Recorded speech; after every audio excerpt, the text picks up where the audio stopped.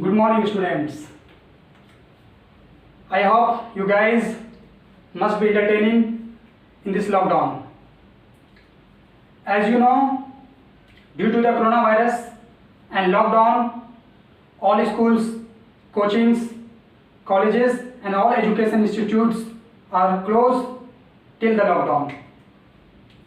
So my dear students, we are started online classes for you.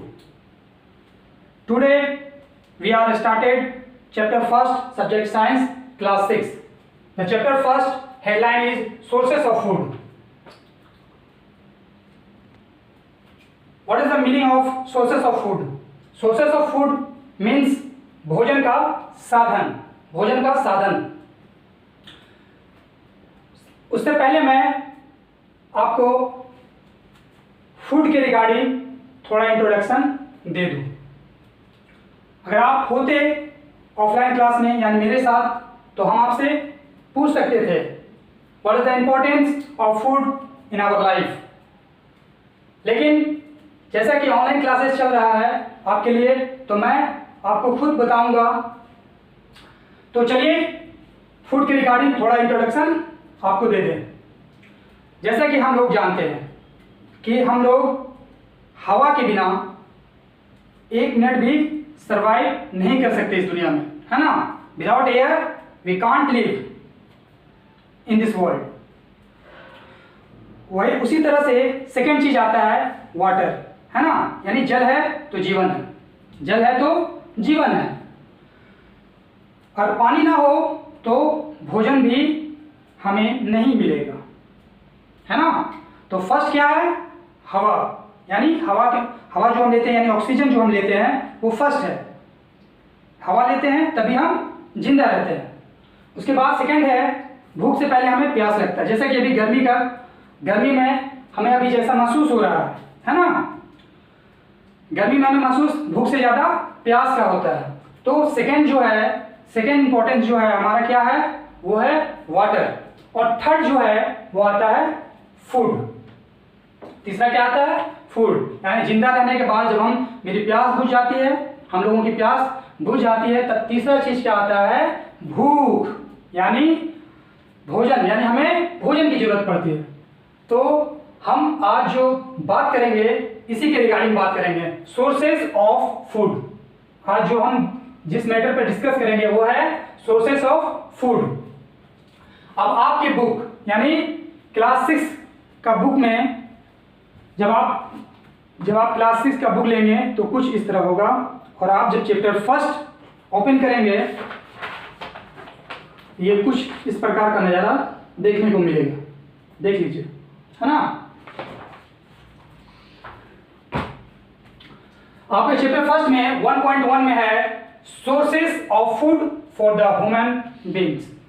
यानी मनुष्य के लिए भोजन का साधन, मनुष्य के लिए भोजन का साधन. मैंने इन्हें 3 कैटेगरीज में बांटा है. पहला है प्लांट्स, एनिमल्स एंड थर्ड जो है वो है सी. मनुष्य के जिंदगी में 2 चीज मुख्य है ना. भोजन के लिए 2 चीज मुख्य है. वो क्या है? प्लांट्स और एनिमल्स. प्लांट्स और एनिमल्स का मनुष्य के जीवन में बहुत बड़ा योगदान है. और तीसरा जो आता है वो थर्ड है सी यानी समुद्र, है ना. जो कि हम जैसा जानते हैं कि समुद्र से भी हमें खाद्य पदार्थ मिलता है ना. तेल भी मिलता है हमें उससे, जो कि आप बेहतर जानते हैं क्योंकि ये जो कोई 1 क्लास या 2 क्लास का ये ऑनलाइन क्लास नहीं चल रहा है बल्कि ये क्लास 6 का है. तो आप इतना बेहतर जानते होंगे. तो आज जो हम बात करेंगे वो है प्लांट्स के बारे में. तो प्लांट्स के रिगार्डिंग सबसे पहले हमको जानना है यहाँ पे सीरियल क्रॉप्स यानी अनाज वाली फसलें, है ना. अनाज की फसलें. तो चलिए पहले हम इसके बारे में बात कर लेते हैं. पूरी धरती पर जितने भी खाद्य पदार्थ जो भी पौधे हमें देते हैं उनमें से यानी जो भी प्लांट्स ट्रीज हमें जो भी खाद्य पदार्थ देते हैं उनमें से सबसे ज्यादा जो हमें खाद्य पदार्थ यानी खाने की सामग्री यानी सामान जो हमें मिलता है वो हमें सीरियल क्रॉप से ही मिलता है ना। तो सीरियल क्रॉप्स जो है ये हमें भरपूर अनाज देता है ना। और अब इनमें शामिल क्या है ना, इनमें शामिल जो है वो है राइस, वेट, मिल्क, है ना। और इनमें से तिलहन दलहन यानी ऑयल सीड्स, पल्सेस, ये सब भी इन्हीं में शामिल है। तो वैसे फसल, है ना, वैसे फसल जिनमें क्या क्या शामिल हो, चावल, दाल, है ना, गेहूं, मक्का, बाजरा, ये सब जो भी फसलें हैं वो किनमें शामिल है, सीरियल क्रॉप्स में। ये किनमें शामिल है, सीरियल क्रॉप्स में। और ये आपको बेहतर जानना होगा, जितने भी अनाज हमें, जो भी अनाज मिलता है, फल हो, सब्जियां हो, जिनमें जितने भी तरह के हमें अनाज मिलते हैं, सबसे ज्यादा जो हमें अनाज मिलता है वो है सीरियल क्रॉप से। सीरियल क्रॉप से हमें सबसे ज्यादा अनाज मिलता है, यानी सबसे ज्यादा अनाज देने वाला यही है, सीरियल क्रॉप्स। अब सेकेंड जो है वो है रूट क्रॉप्स, यानी जड़दार फसलें। जैसा कि हम यहाँ एक डायग्राम बनाया है, आप देख सकते हैं, रेडिस यानी मूली का, जो कि आप देख सकते हैं, है ना। यानी वैसा फसल जिसको हम खाते हैं वो जमीन के अंदर हो, है ना, या उसका तना या पत्ता, है ना, बाहर हो, लेकिन खाने वाला जो मटेरियल है वो अगर जमीन के अंदर है, वैसे फसल को हम क्या कहते हैं, रूट क्रॉप्स, है ना, जड़दार फसलें, जो कि हम यहाँ डायग्राम में दिखा चुके हैं। वैसे और भी एग्जाम्पल हैं, है ना, रेडिस और कैरोट, टर्निप, स्वीट पोटैटो, है ना, एक्सेट्रा एक्सेट्रा। ये सब क्या है, किनमें इंक्लूड है, ये इंक्लूड है रूट क्रॉप्स में, यानी जड़दार फसलों में शामिल है। और अगला जो है वो क्या है, थर्ड पॉइंट जो है वो है स्टेम क्रॉप्स, तनादार फसलें, है ना, तनादार फसलें जिसमें तना हो, है ना, जिसमें तना निकलना, है ना। आप गाछ देखे हैं, वृक्ष यानी ट्रीज आप देखे हैं, ट्रीज या प्लांट्स देखे होंगे, उनमें आप देखते हैं ना, कुछ इस तरह से जो है आपको देखने को मिलता है। जैसे यहाँ पे आप देख सकते हैं, जैसे कि कोई गाछ होता है ना, ट्रीज, तो वो जब बड़ा होता है तो उसमें जो है इस तरह से तना निकलता है, इधर इस तरह से तना निकलने लगता है कि नहीं। तो हम इसे क्या कहते हैं, स्टेम कहते हैं। क्या कहते हैं, स्टेम। अब स्टेम क्रॉप्स किसे कहते हैं, स्टेम क्रॉप्स वैसे फसल जिस फसल में तना निकलता हो, जैसे पोटैटो, ओनियन और शुगर कैन, है ना, और एलिफेंट्स फूड, ये सब चीज में आप देखिएगा तो तना निकलता है ना, गार्लिक, है ना। तो आप जब लहसुन, प्याज या आलू, आप खास करके आप ये देखिए, खास करके आप देखे होंगे कि आलू प्याज क्या होता है कि ज़्यादा दिन तक रखा उसमें क्या होता है, तना निकलने लगता है। आप वो देखे होंगे, जिसके मतलब घर में ज़्यादातर आलू पाया जाता है, तो उसमें देखे होंगे कि आलू जो है बहुत दिन तक रखा क्या होता है, उसमें तना निकलने लगता है, छोटा छोटा तना निकलता है। और प्याज में भी यही चीज़ आपको देखने के लिए मिलता है। तो हम ऐसे फसल को क्या कहते हैं, स्टेम क्रॉप्स कहते हैं। अगला है चौथा नंबर, लिप्स यानी पत्तियां। आप तो बेहतर जानते हैं कि जितने भी आप प्लांट्स, ट्रीज देखते हैं अपने इन्वायरमेंट में, तो आप देखे होंगे सब में ज़्यादातर पत्ता ही पाया जाता है ना। और कुछ पत्ते को तो हम खाते हैं। और सबसे पहले मैं आपको बताता चलूँ कि पत्ता का क्या भूमिका है।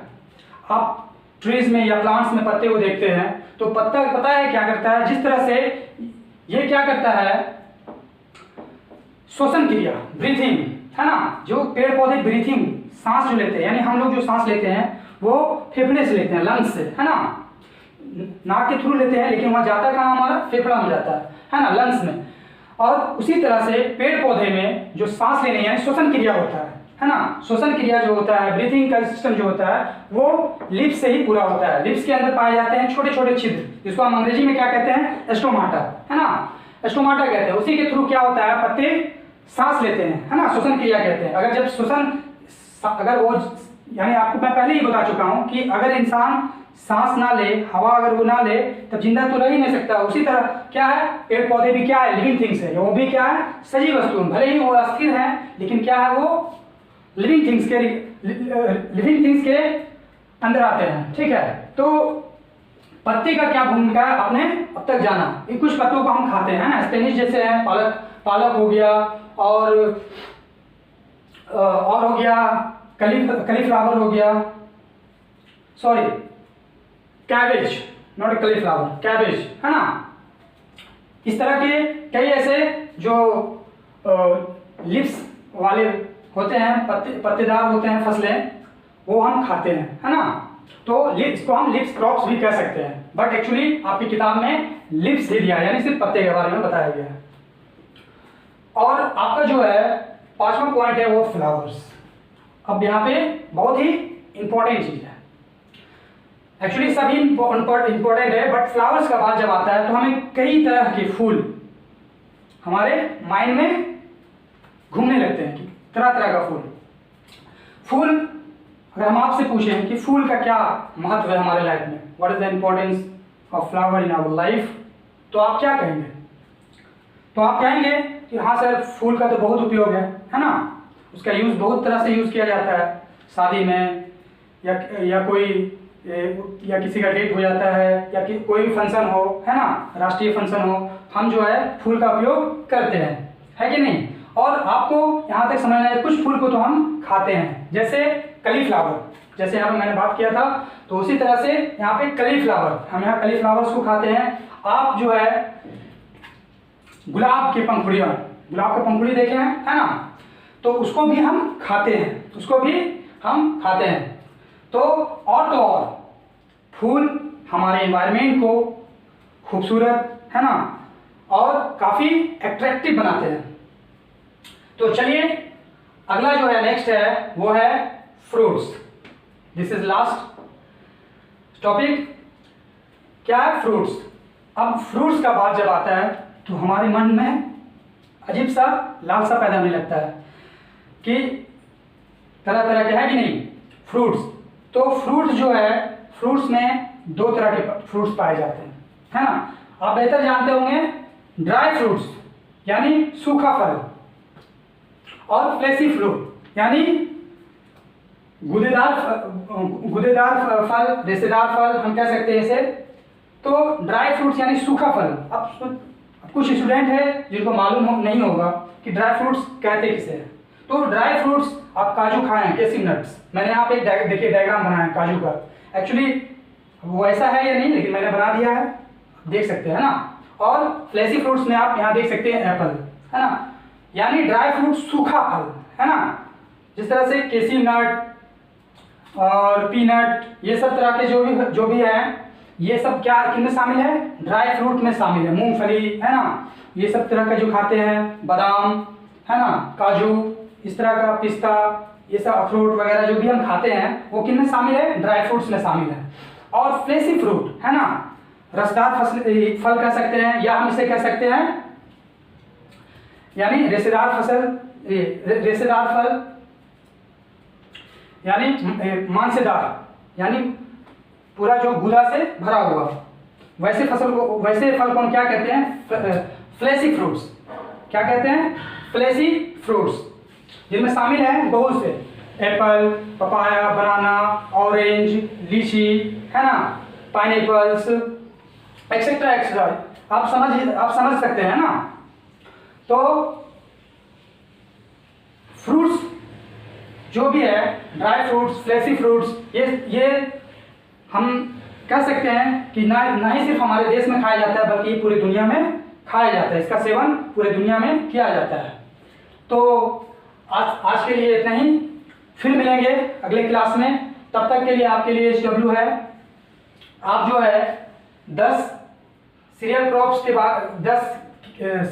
को लिखना है, 10 रूट क्रॉप्स को लिखना है, 10 स्टीम क्रॉप्स लिखना है, और कम से कम जो है 10 ड्राई फ्रूट्स के बारे में लिखना है। यानी ड्राई फ्रूट्स के बारे में नहीं, बल्कि ड्राई फ्रूट ही को लिखना है। जिस तरह से हम लिखते हैं 10 फूल का नाम, 10 फल का नाम, 10 सब्जी का नाम, उसी तरह से आप 10 ड्राई फ्रूट्स को लिखेंगे, 10 रूट क्रॉप्स, 10 सीरियल क्रॉप्स, 10 जो है स्टेम क्रॉप्स, है ना। आपके लिए आज के लिए इतना ही काफ़ी, फिर मिलते हैं अगले क्लास में। Good luck, good bye.